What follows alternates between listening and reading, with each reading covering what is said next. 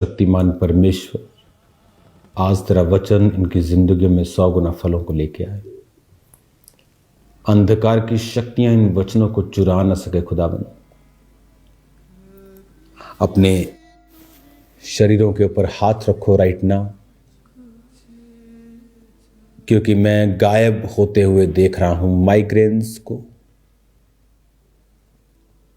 बहुत से ऐसे रोगों को जिनकी खास तौर पे मेडिसिन नहीं है,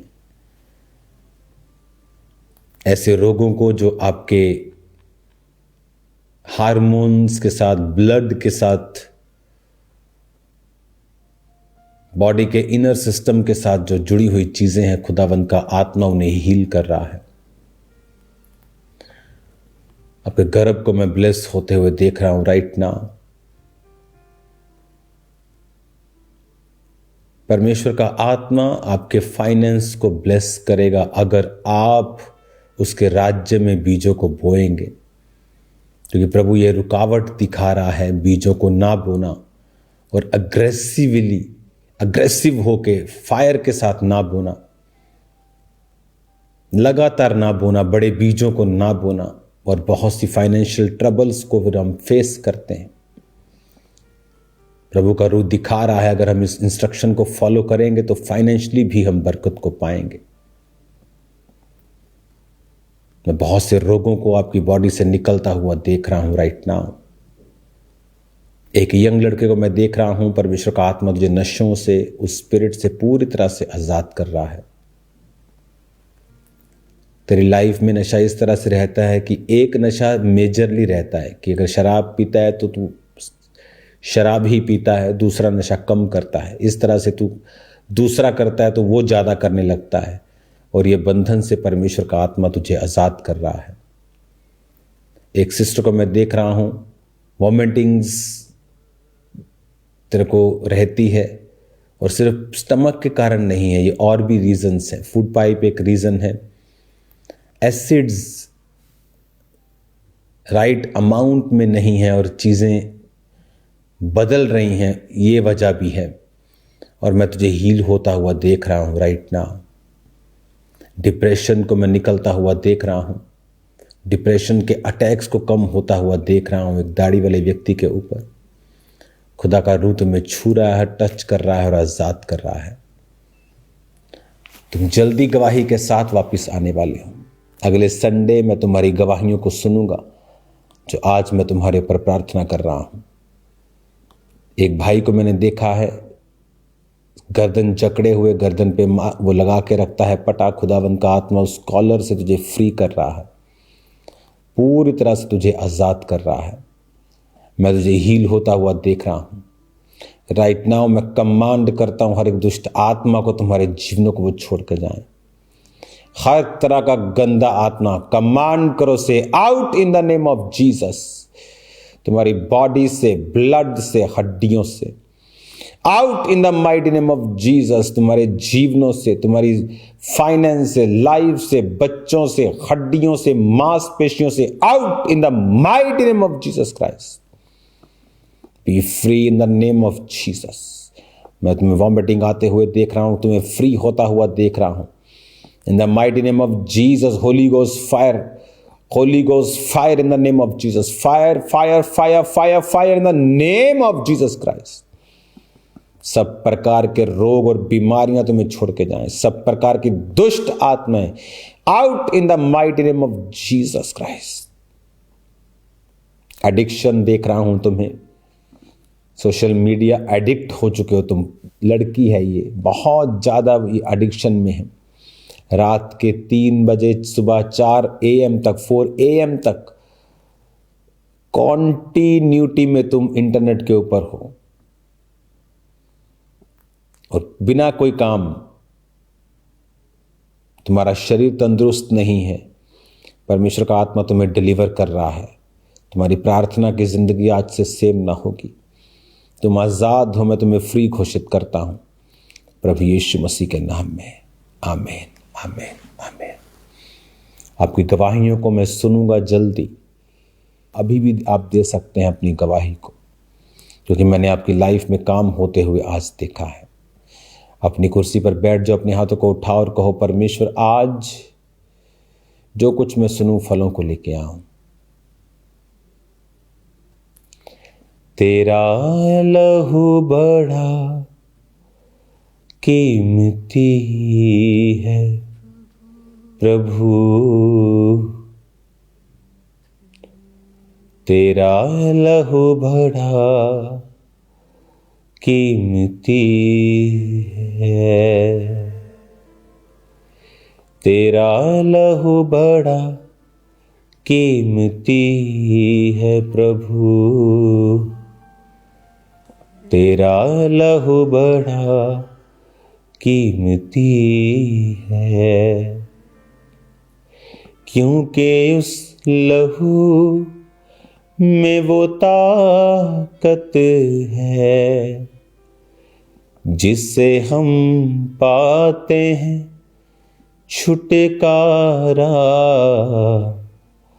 क्योंकि उस लहू में वो ताकत है जिससे हम पाते हैं छुटकारा,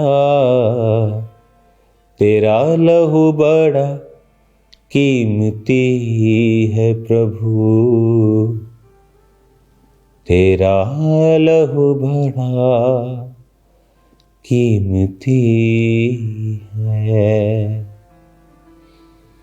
अपनी बाइबल को उठाओ, कहो, परमेश्वर तेरे लहू की हम जय जयकार करते हैं।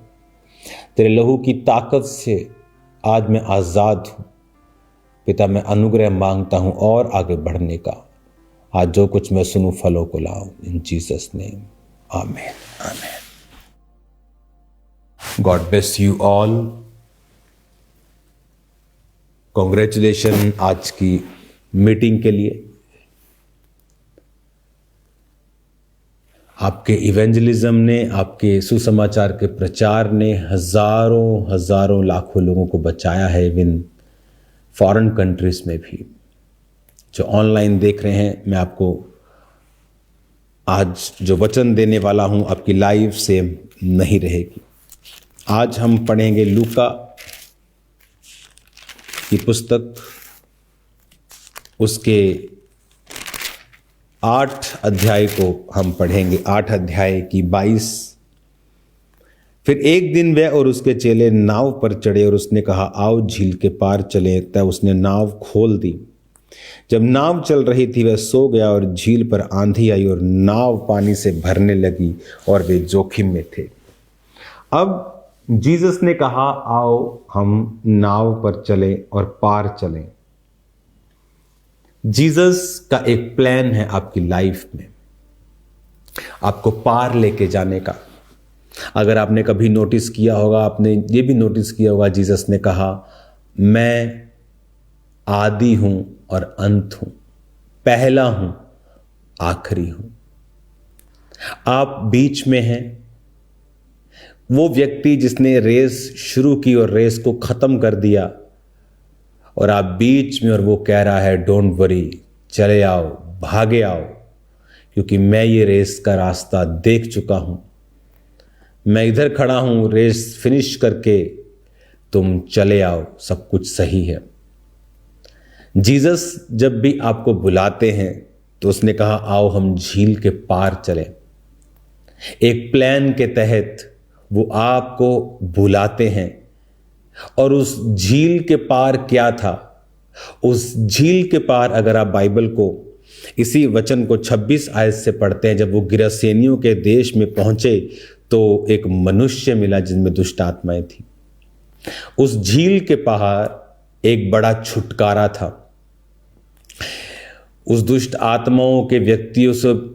आत्माओं से उस व्यक्ति को जब आजाद किया तो सारे सूरों के जो झुंडों को चराने वाले चरवाहे थे, जब सूअर मर गए तो वो भी आकर परमेश्वर के वचन को सुनने लगे। यानी वहां सुसमाचार था, वहां साल्वेशन थी।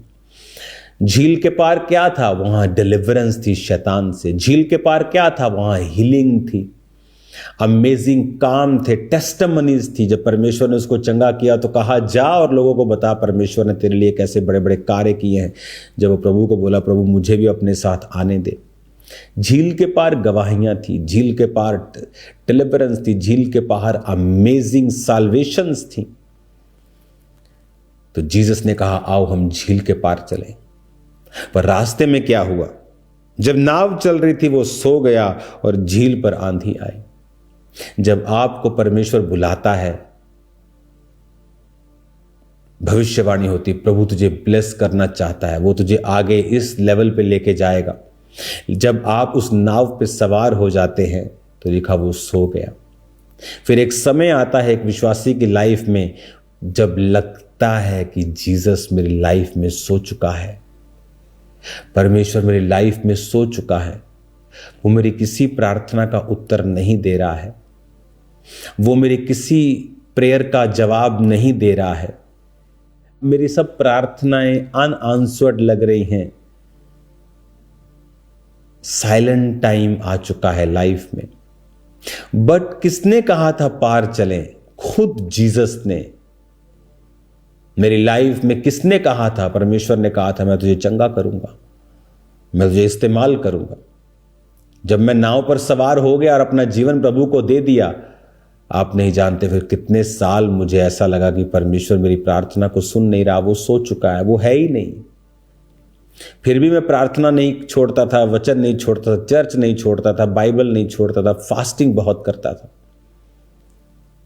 क्योंकि जब आप उस योजना में बैठ जाते हैं, उस सवारी जब उस नाव में बैठ जाती है, लिखा जीसस क्राइस्ट सो गए, ये इंटेंशनली था।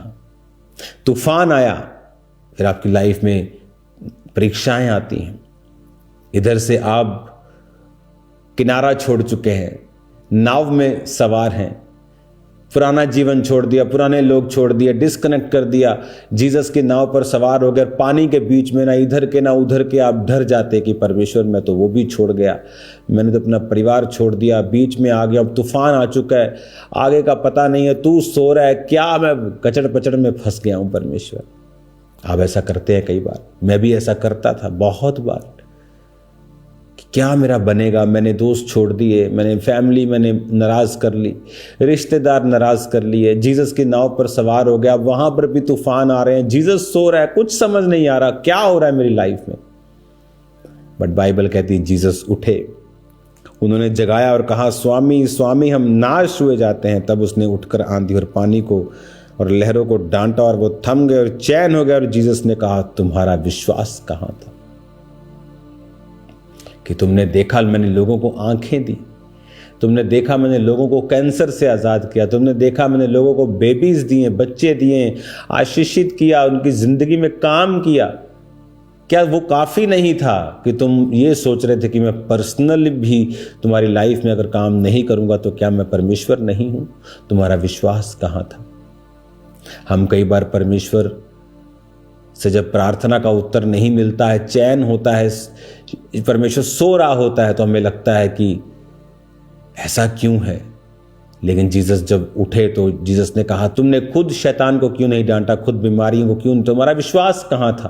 क्या तुमने मेरे जीवन से बड़े बड़े कामों को होते हुए नहीं देखा? क्या तुम नहीं जानते थे कि मैं परमेश्वर हूं? अगर तुम जानते थे मैं परमेश्वर हूं तो तुम क्यों घबराए कि स्वामी स्वामी हम मरे जा रहे हैं? जब मैं सो रहा था, तो जब मैं साइलेंट था, तब तुम क्यों घबराए? और यही हाल विश्वासियों का होता है। जब इधर से वो परमेश्वर में आ चुके होते हैं, आगे बढ़ गए होते हैं, और जब परीक्षाएं आती हैं, सताव आता है, तो हम सोचते हैं कि उधर परमेश्वर जवाब नहीं दे रहा, इधर से मैं पीछे किनारा छोड़ चुका हूं, मैं तो फंस गया हूं। बट आप फंसे नहीं। जीसस ने कहा तुम्हारा विश्वास कहां है?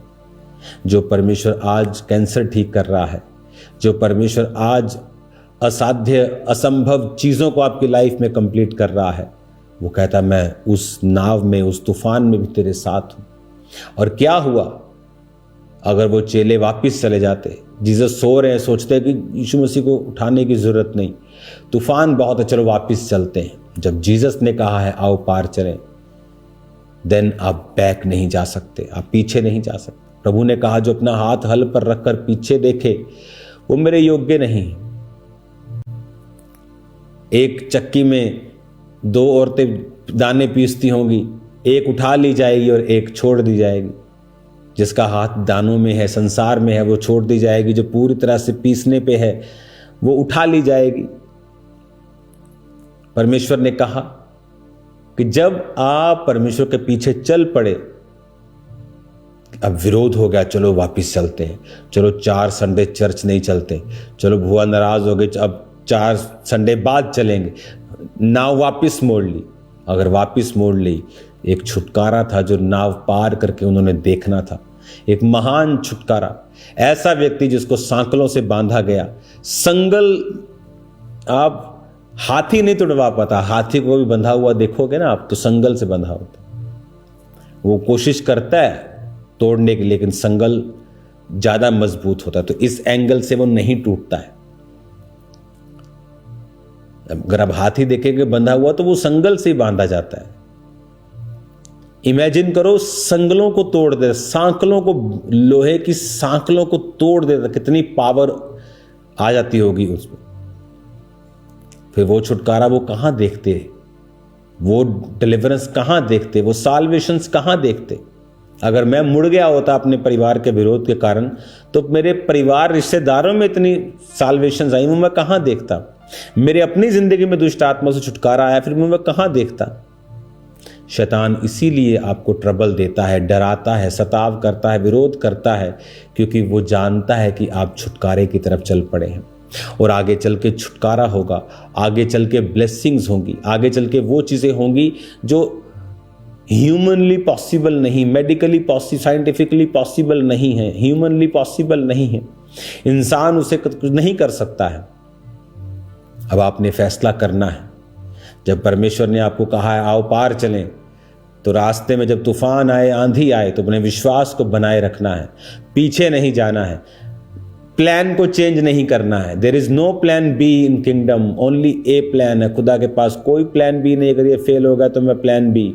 अगर प्रभु ने आपको एक जगह पे खड़ा किया है तो वही उसका मास्टर प्लान है, प्लान बी कोई नहीं है उसका, कोई प्लान बी नहीं है परमेश्वर के पास। वो ए प्लान के तहत आपको लेके चलता है, आप आगे बढ़ते हैं, आप बरकत पाते हैं, आशीष पाते हैं, परमेश्वर का आत्मा आपकी लाइफ में कार्य करता है। हालेलुया। अब आपको इन बातों को समझना है, इन बातों पर ध्यान लगाना है, अपने विश्वास को जगा के रखना है। कैसे? बाइबल को पढ़ें, संगतियों को करें, प्रार्थना को करें, उपवास को करें, अपने विश्वास को बनाए रखें, अपने अंगीकार को बनाए रखें। सोचें कि जिस परमेश्वर ने इतने बड़े बड़े कार्य आपकी आंखों के सामने किए हैं, उसने आपको भी छोड़ा नहीं है। वो जानबूझ के साइलेंट है तुम्हारे विश्वास को चेक करने के लिए। उसने तुम्हें मरने के लिए नहीं छोड़ा है। हालेलुया। कई बार आप घबरा जाते हैं, लेकिन शैतान तिलमिला रहा होता है और वो आपको तंग करता है, लेकिन आपको ये मालूम नहीं। अगर आप स्पिरिचुअल आइज को ओपन करके देखेंगे तो फ्यूचर में एक बड़ा छुटकारा आपका इंतजार कर रहा है, और वो छुटकारा आपको जब मिलेगा तो देखो कितना काम हुआ। साल्वेशन आए, आपके परिवारों में लोग बचेंगे, हीलिंग आपके जीवनों में, आपके परिवारों में हीलिंग्स होंगी, डिलीवरेंस आएगी, फाइनेंस में, कैरियर में, बहुत सारी चीजों में, और ये फल होगा परमेश्वर में आगे बढ़ने का। एक वायदा करें, आंखों को बंद करके मेरे साथ बोले, खुदावन आज से मैं सिर्फ आगे ही बढ़ूंगा, तेरी ओर देखूंगा और छुटकारे को पाऊंगा। अपने हाथों को उठाएं, मैं आपको ब्लेस घोषित करता हूं। आपकी जिंदगियां सेम न रहें, मैं आपको आशीषित करता हूं। प्रभु यीशु मसीह के पवित्र नाम में हम मांगते हैं, आमीन आमीन। Thank you Lord. अपने हाथों को उठाकर कुछ टेस्टिमनीज को हम सुनेंगे, वर्शिप को हम करेंगे, खुदावंद के नाम की महिमा करेंगे। तारीफ करें, परमेश्वर के नाम को महिमा दें, ऊंची आवाज में जीवित परमेश्वर की प्रशंसा करें। हम जानते हैं कि जैसे ही परमेश्वर के दास ने प्रार्थना की, बहुत सारी टेस्टिमनीज हमारे पास आई हैं कि कैसे परमेश्वर ने लोगों की जिंदगी में काम किया। और वो लोग जो लगातार मीटिंग के साथ जुड़े हैं, लगातार परमेश्वर की प्रेजेंस के साथ जुड़े, प्रेयर्स को, वर्शिप को अटेंड कर रहे हैं, वचन को अटेंड कर रहे हैं, परमेश्वर के प्रेजेंस के साथ लगातार जुड़े हुए हैं और परमेश्वर उनकी जिंदगी में काम कर रहे हैं। उन लोगों ने अपनी गवाहियों को भेजा है। सिस्टर ज्योतिका की टेस्टिमनी ऑक्सफोर्ड ब्रांच से है। परमेश्वर ने इनकी लाइफ में काम किया कि 1.5 साल से इनको पीरियड्स जो थे वो इरेगुलर थे, और जब भी पीरियड्स आते थे तो बहुत ज़्यादा इनको तकलीफ रहती थी। डॉक्टर के पास गए, बताया कि यूट्रस में मांस वाली रसौली है, मेडिसिन दी, कोई फर्क नहीं पड़ा। और लास्ट में डॉक्टर ने ऑपरेशन के लिए बोल दिया था। इन्होंने अपना विश्वास, अपना भरोसा परमेश्वर के ऊपर बनाए रखा और परमेश्वर ने इनकी जिंदगी में काम किया। और जैसे प्रेयर को रिसीव किया, परमेश्वर की हुजूरी के साथ बने रहे और इनके गुप्तांग के जरिए से वो रसौली जो थी वो अपने आप कट होके बाहर आ चुकी है और परमेश्वर ने हील किया उस रोग से। ये बहन पूरी तरह से आजाद है।